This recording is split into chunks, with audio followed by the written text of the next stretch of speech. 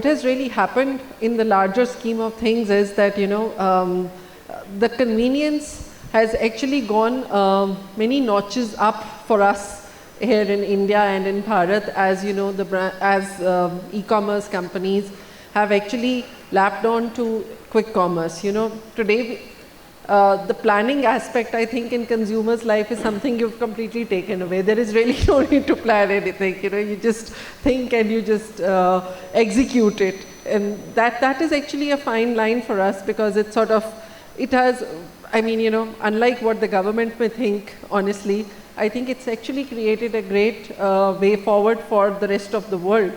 The whole world is now going to think how they want to quicken up their commerce, whether they have a workforce or not. It is a convenience nobody can, defy. It's that big. So, Mr. Seshu, I'm going to start with you over here.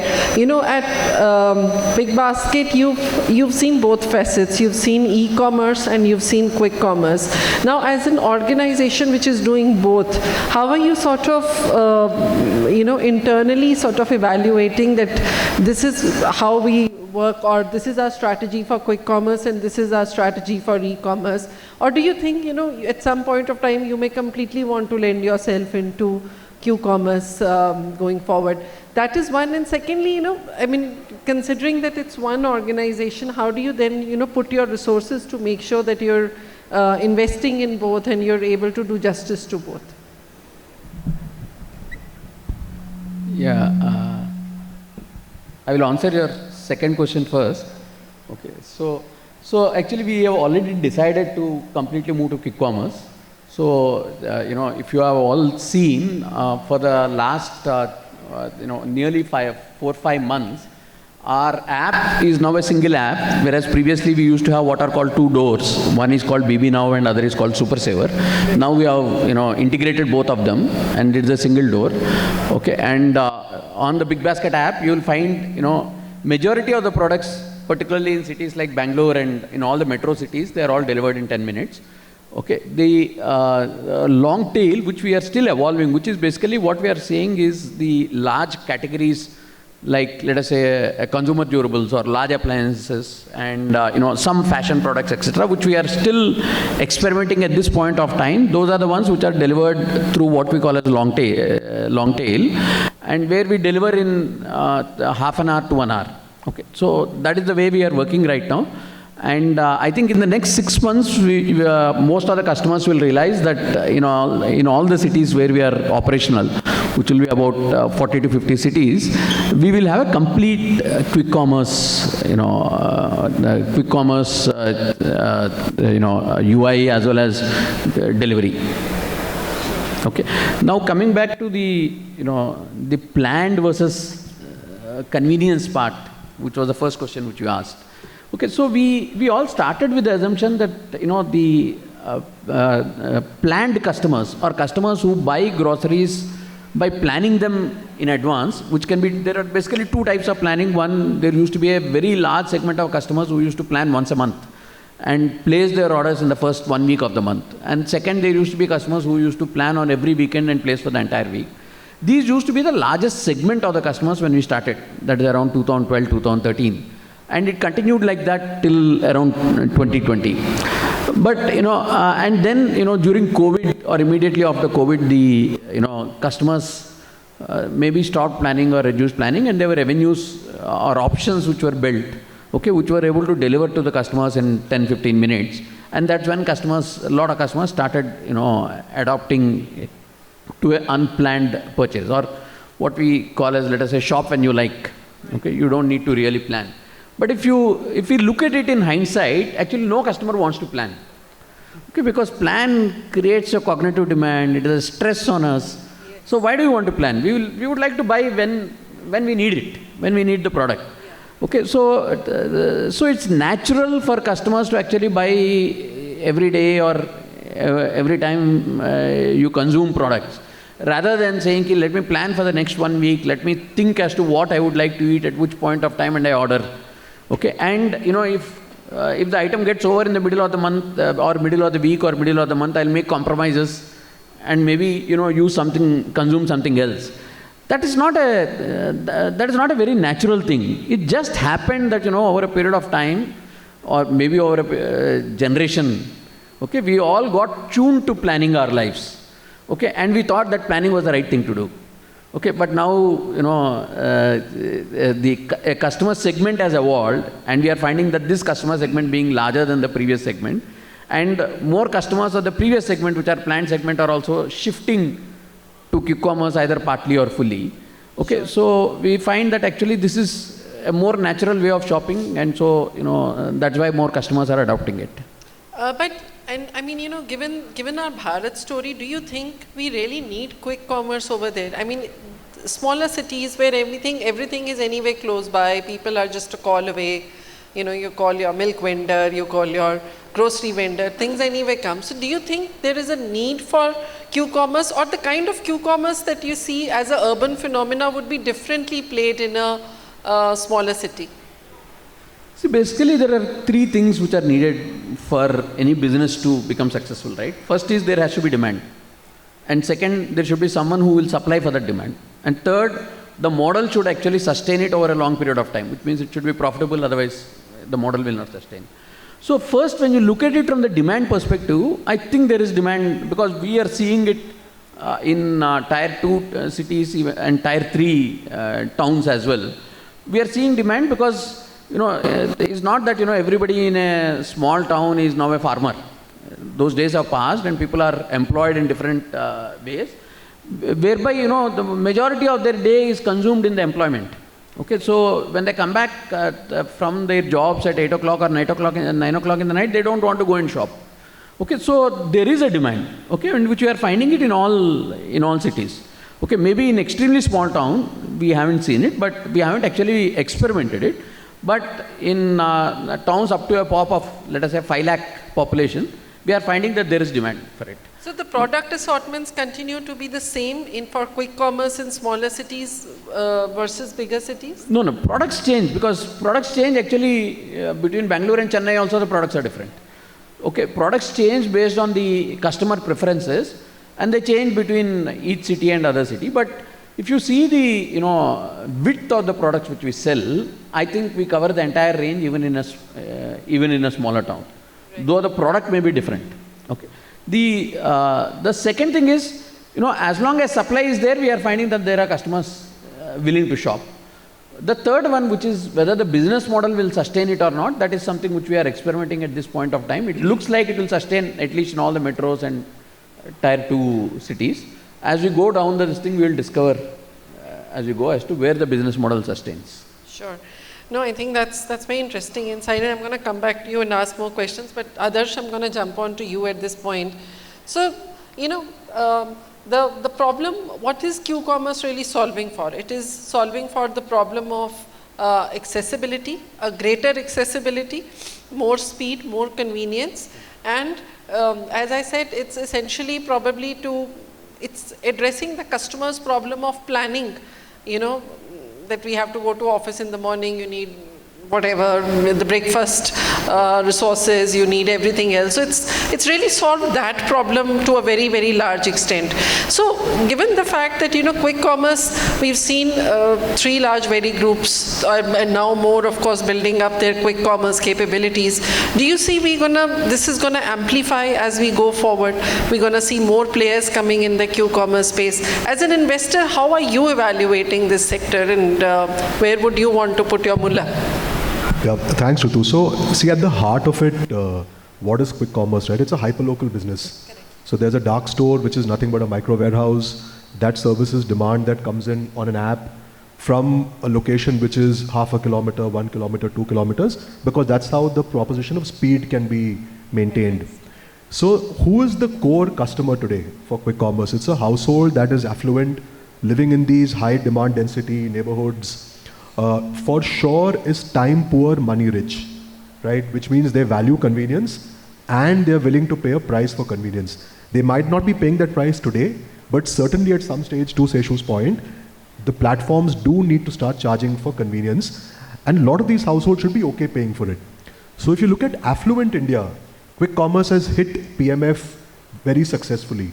If you go slightly down both pop strata and income strata, I think the story there still needs to be proven, because there will come a point in time where a certain household, it could be a middle class household, is actually not so comfortable paying for convenience and is okay waiting for half an hour, 1 hour, 2 hours, 3 hours, not okay paying 15, 20 bucks for a 100 rupee order. So I think there might be some demand tapering off that happens. So I think some of those things could definitely play out.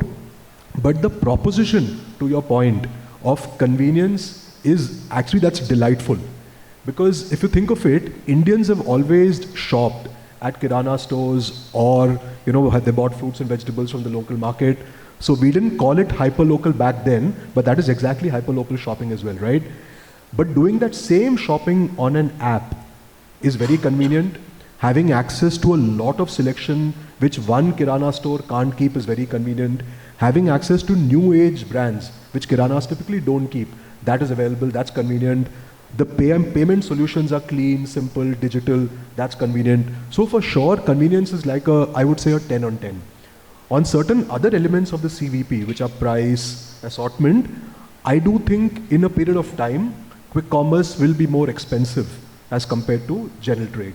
Because what you buy 5, 6, 10 products on quick com, if you go across 10 kirana stores to buy them, you actually should be paying a little bit more, because you are enjoying the benefit of convenience and you should be paying for it, in all fairness. So I think on affordability or on price, I do think quick commerce will be more expensive compared to GT. And then on assortment, like I mentioned earlier, quick commerce definitely will have access to a lot more new age brands, a lot more consumer digital first brands than what offline will have. So I think that's how the CVP plays out. It's a slam dunk for an affluent metro household. I think still wait and watch when it comes to a tier 2 middle class household. As a consumer investor, we are super excited about this space, because for us, there's a life stage of a brand. Now, if you look at a typical life stage of a brand, a brand starts on their own D2C website, tastes what we call PMF, or product market fit, then goes to Flipkart, Amazon, Myntra. In the earlier days before quick commerce, then went to modern trade, Reliance and DMart, and then finally the last frontier, which was GT, which is the toughest to crack. So what's happened because of quick commerce is we've seen this bridge between online and offline. And that has in some way postponed the needs for brands to go offline. Yeah. And that's a good space, because it gives a brand a longer time to stay digital first. We like that, our new brands like that. So hence we're very excited about the space. But having said that, see, it's a space which needs to be understood carefully. Doing business on quick commerce is not like doing business on Amazon or on Flipkart. Because quick commerce the customer behavior is very tunnel shopping. Brands need to be built before the customer comes to the platform. The supply chain requirements are different. So we work very closely with our ecosystem partners and the platforms, like Big Basket, to put together what we call structural solutions. And we are seeing a lot of entrepreneurial activity here, not just platform quick commerce, but also vertical quick commerce. So quick commerce for fashion, quick commerce for medicines. We met somebody last week who's building a quick commerce business for Gen Z. Right? So people are getting very segmented in the way they're building quick commerce platforms, but clearly riding on this convenience proposition. And where would you want to put your dollar in the coming years? I think we will continue to invest behind brands, right? Not so much platforms, but consumer brands who then build strong businesses on quick commerce platforms. These platforms. Yes. Okay, sure. Naman, I'm going to ask you this, in the category in Magic Pin you are in, you already have two very strong players, which is Swiggy and Zomato, sort of making deliveries. Now, but you've again picked up a very beautiful space of trying to address the quick commerce and food service. So going forward, do you think that this is a space that is likely to grow for you? Or would you probably want to sort of also get into a more Zomato, Swiggy space at some point of time? I mean, food product versus food service. Now, these are two different categories. And I know there's been a lot of backlash coming from Zepto cafes and, even Blinkit about trying to deliver food service in 5 or 7 minutes, and, making sort of or compromising the food that we are eating. So how do you think that quick commerce in food service is going to play out in the future? Yeah, good question. I'll talk about Magic Pin a bit so that it's clear that, so we don't operate dark stores, by the way. We work with partner stores and we use our data and technology to enable them to ride the digital revolution that's happening, which is we allow the stores to come online, showcase their inventory to the users, and then allow them to transact basis the discovery that the user is making across categories.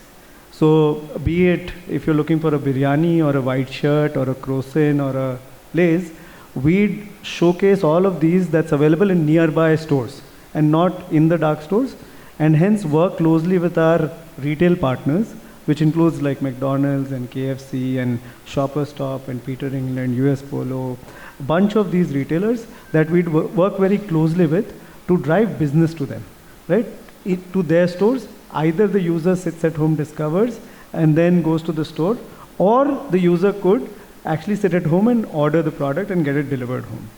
And that's played out very well for us across categories. And I'll talk about why, right? In fact, the food example that you gave, we are today the third largest food delivery company as well.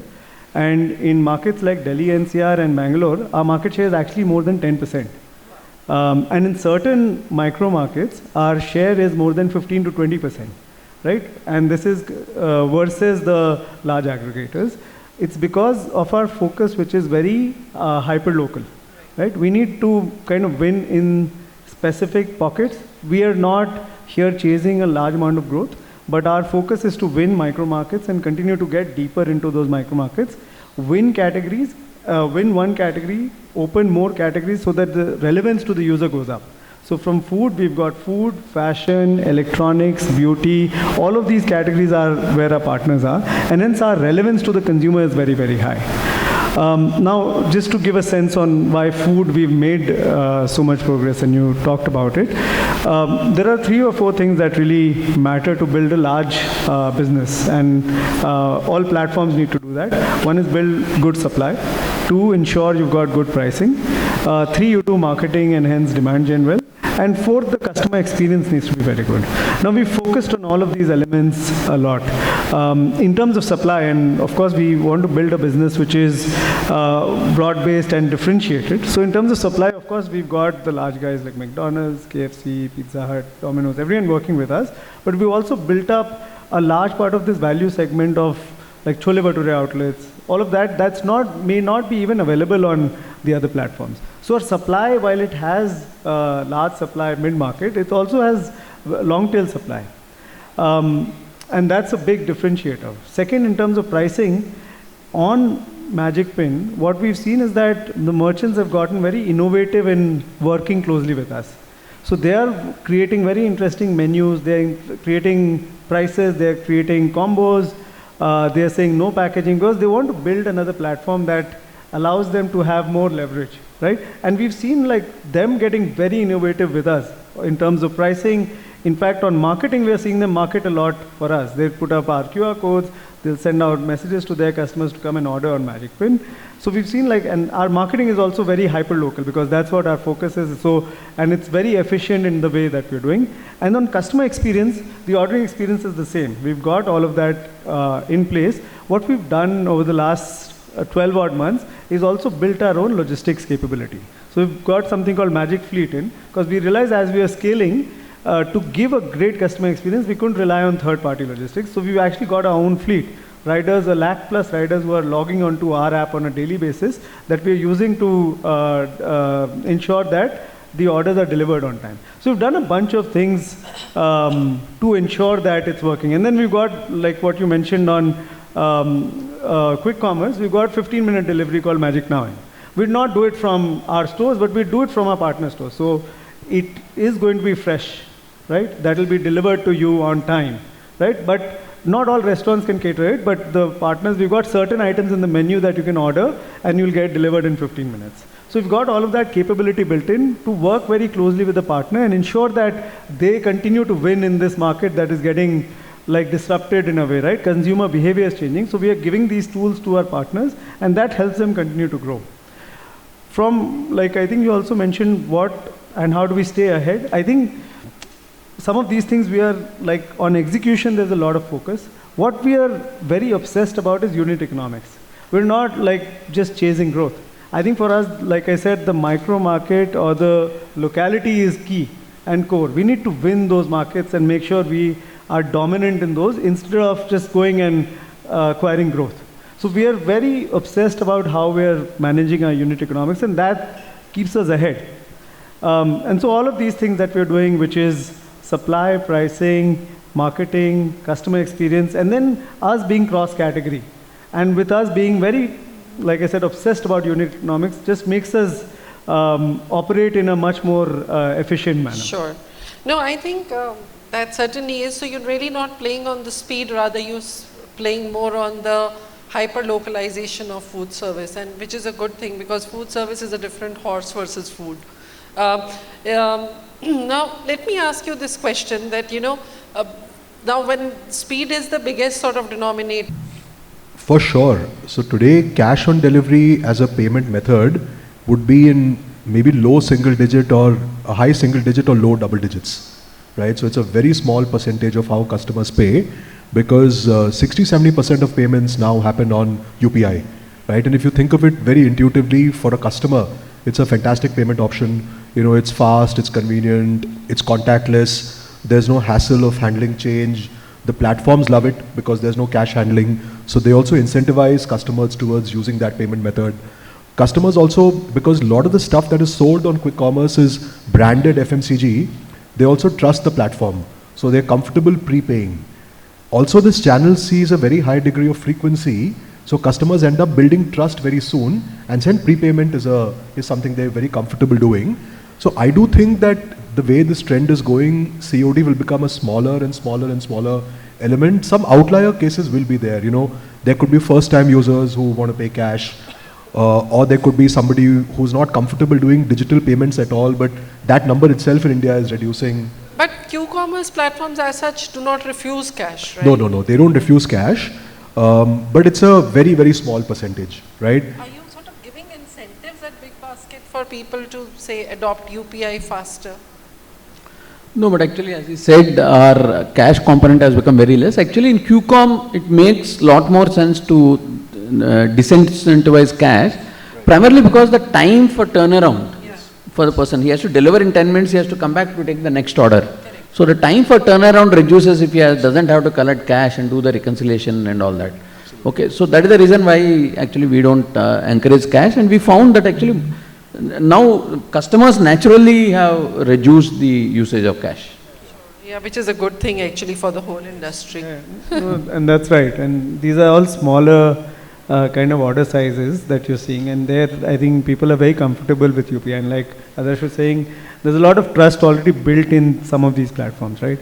So people are comfortable prepaying, and also organizations want to make sure that speed is paramount. So hence, like not having cash on delivery or kind of minimizing that is also optimal for running the business. Okay. So any questions from the house? My question is specific to Shishu Kumar sir.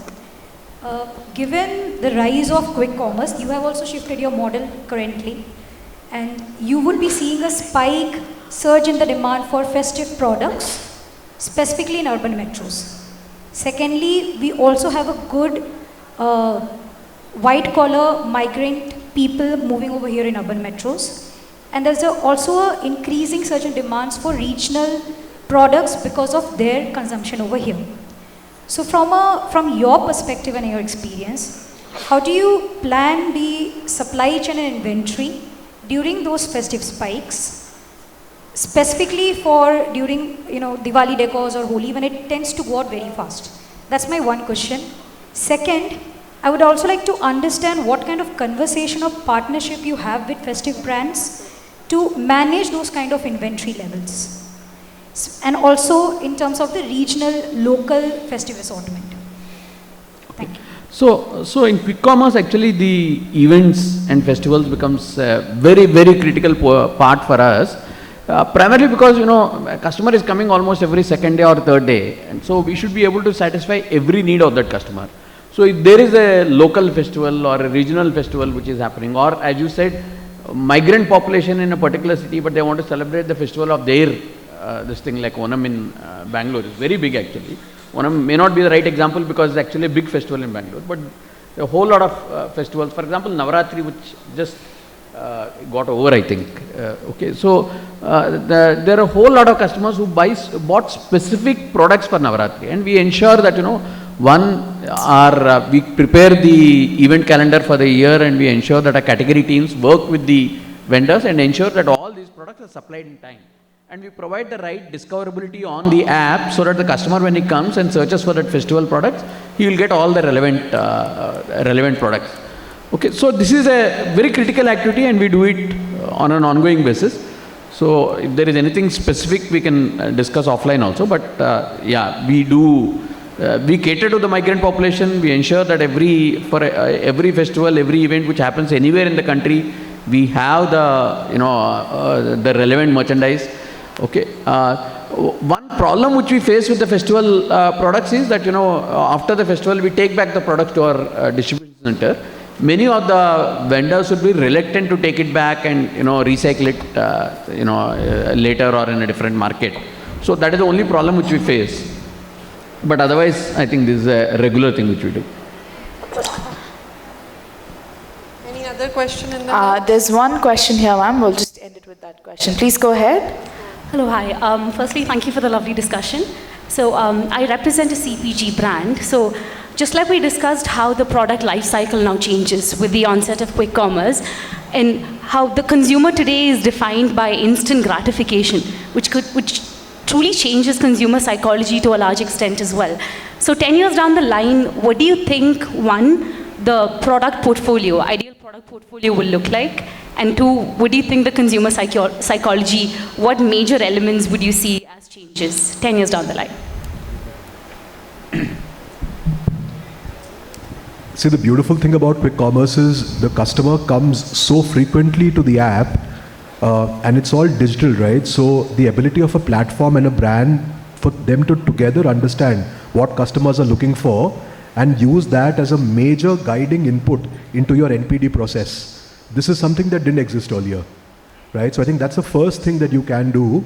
So you can actually be a brand that is, let's say, a food or beverage brand that creates a specific pack or an SKU only for a Friday evening house party, right? Because you will see that platforms will see surge in traffic at that time and people searching for that particular consumption use case. So the ability for a CPG brand like yours to be very closely connected to ultimate consumption occasions and build NPD basis that, I think that is something that can get, that is actually has gotten unlocked massively because of quick commerce.